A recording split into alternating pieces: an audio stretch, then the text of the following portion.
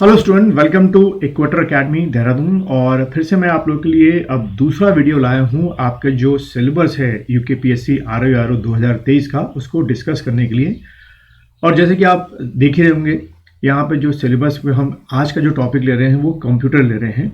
उसकी वजह ये है कि जो पिछला वाला मैंने आपको वीडियो बनाया था उसमें हमने जो जनरल साइंस था उसको हमने कवर अप किया था, और आज जो है वो हम लोग दूसरा यानी कि जो कंप्यूटर ऑपरेशन है उसको हम लोग कवर अप करेंगे। अगर आप जो सिलेबस यहाँ पे अवेलेबल है उसमें क्या लिखा हुआ है, computers including matters of day to day observation and experience as may be expected from an educated person who has not made a special study of any scientific or computer discipline।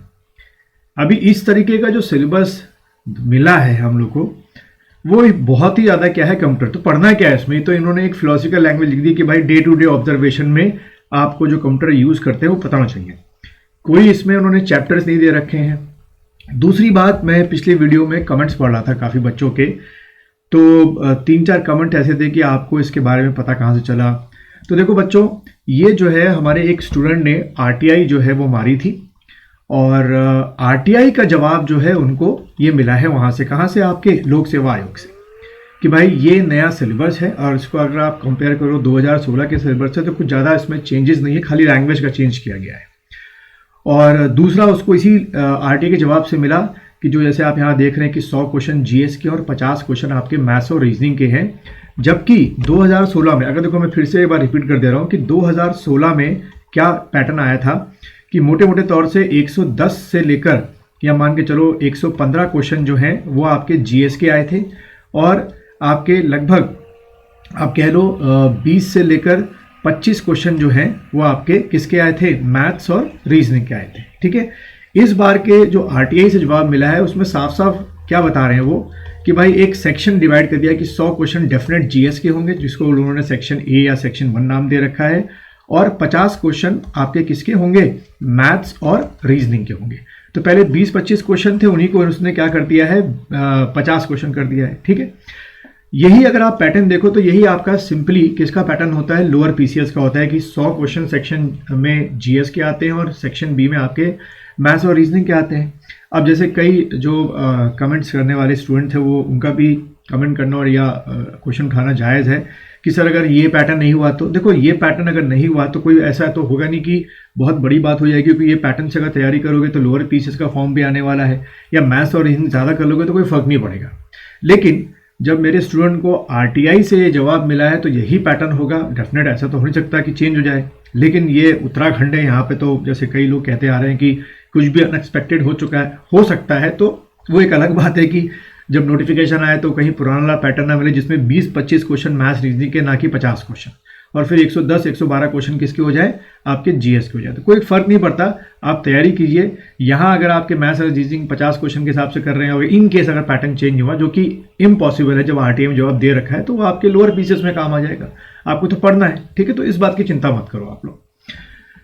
और दूसरा question ये पूछ रहे थे कि upper PCS का जो pattern है वो क्या है, तो हम लोगों ने आरटीआई जो है वो मतलब दे रखी है। जवाब देखिए कब आते हैं, क्योंकि उत्तराखंड लोक सेवा आयोग का एक बड़ा ही आसान सा रिप्लाई होता है आरटीआई का, और वो एक लाइन में लिख देते हैं कि संबंधित जो आपने सूचना मांगी है वो सूचना पटल पर उपलब्ध नहीं है। वो करके वो सारा किस्सा ही खत्म कर देते हैं। अब फिर आप अपील करते रहिए, ठीक है, कि सूचना पटल पर सूचना उपलब्ध नहीं है।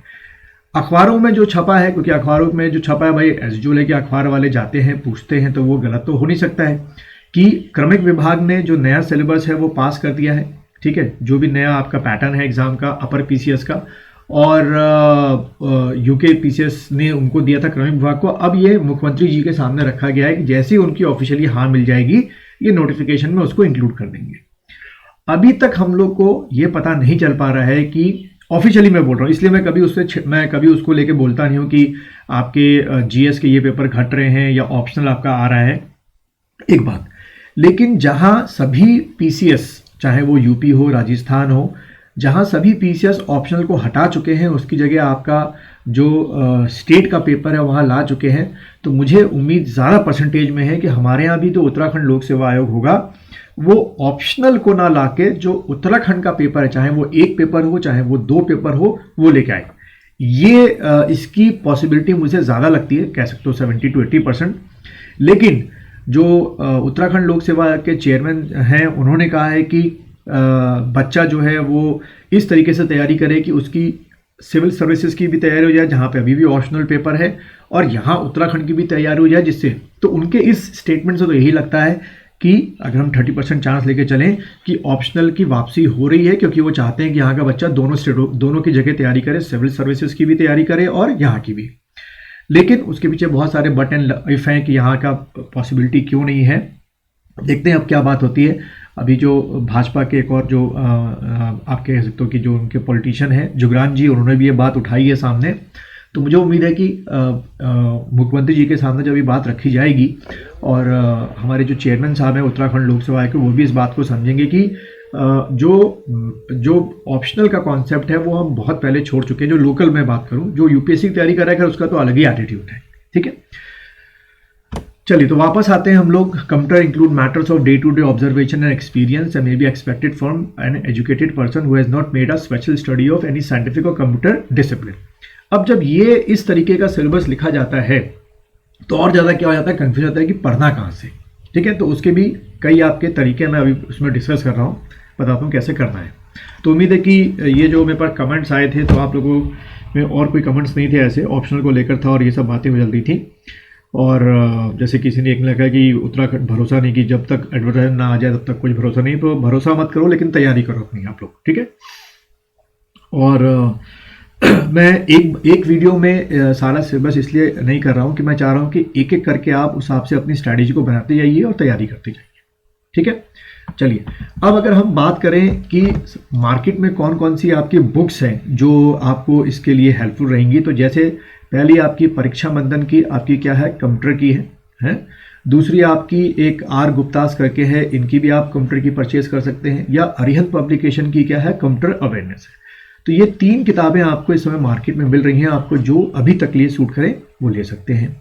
या एक चौथी किताब है CCC की, अगर आप देखें कोर्स ऑफ कंप्यूटर कॉन्सेप्ट, इसकी बहुत सारी पब्लिकेशन की किताबें आती हैं, वो आप ले सकते हैं।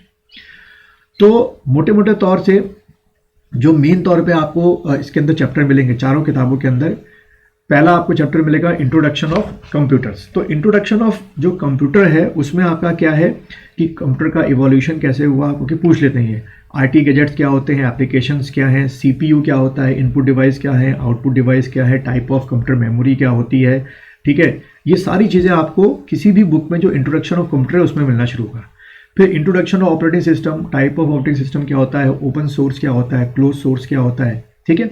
उसके बाद देखो ये सारे के सारे क्या हैं, आपके सॉफ्टवेयर हैं आपके, यानी कि आपको MS ऑफिस में MS वर्ड और आपका MS एक्सेल और आपका जो PPT जिसमें ये बना हुआ है मेरा पावर पॉइंट, इसके कीवर्ड्स हो गए, इसके शॉर्टकट्स हो गए, वो आपको पढ़ के जाने हैं, ये आपसे पूछ सकते हैं।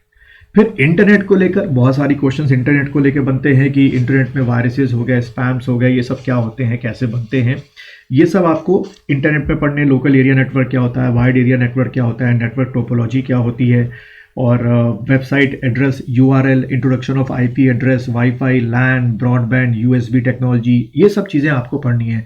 सर्च इंजन कितने टाइप के होते हैं, ये सब चीज़ें। फिर ईमेल, सोशल नेटवर्किंग, ये एक बहुत हॉट टॉपिक है, करंट अफेयर्स को लेकर है। गवर्नेंस करंट अफेयर्स को लेकर है। तो ये सारी चीज़ें आपको यहाँ से ख़त्म करनी।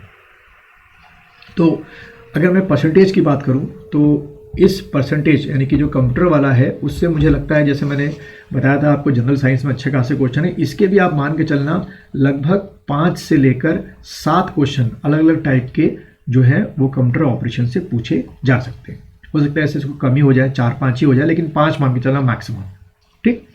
तो ये चीज़ भी आपको अभी से इसके नोट्स बनाने और ख़त्म करने हैं। और यहाँ मैं बताऊंगा अगर आप ऑनलाइन तैयारी करना चाहते हैं तो मेरे यहाँ कर सकते हैं, जिसमें आपको पूरा पैकेज है कि 250 प्लस वीडियोज़ हैं, 200 प्लस PDF नोट्स है जिसको आप डाउनलोड और प्रिंट आउट निकाल सकते हैं, और 50 प्लस ऑनलाइन MCQ टेस्ट है हिंदी और इंग्लिश में। इसके लिए आपको डाउनलोड करना है इक्वेटर दून ऐप। कहाँ मिलेगा? गूगल प्ले स्टोर में, या इस वीडियो के डिस्क्रिप्शन में भी दे रखा है। तो मैं उम्मीद करता हूँ कि ये चीज़ें आपको समझ में आ रही होंगी। अगले वीडियो में जो और इसके धीरे धीरे टॉपिक हैं मैं लेके आऊँगा। तो अभी से आप लोग जो है इसकी तैयारी शुरू कीजिए। नोटिफिकेशन जब भी आए आपको उसका वेट नहीं करना है। और अगर कुछ भी, मैं पॉइंट 1 मान के चलिए चल रहा हूँ कि अगर मान लीजिए ये पैटर्न अडॉप्ट नहीं किया जा रहा है तो क्या होगा, ये आपके कहाँ काम आ जाएगा? लोअर PCS में काम आ जाएगा। क्योंकि देखो GS तो GS होती है, 10-15 क्वेश्चन आगे पीछे होंगे तो कोई फर्क नहीं पड़ता है। लेकिन जब मैं फिर से रिपीट कर रहा हूँ, RTI में जब वहाँ से जवाब मिला है मेरे स्टूडेंट को, तो वो RTI तो गलत नहीं भेज सकते।